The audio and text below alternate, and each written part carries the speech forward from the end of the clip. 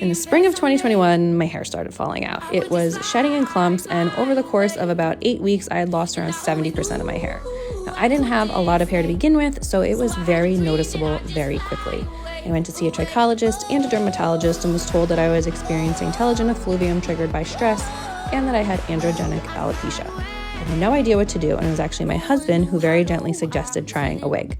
At first, I said, no way, never in a million years. But as my hair loss continued to get worse and nothing seemed to be working, I thought, let me give it a try. And I have to say, when I found my first wig, it was like this giant weight had been lifted off my shoulders.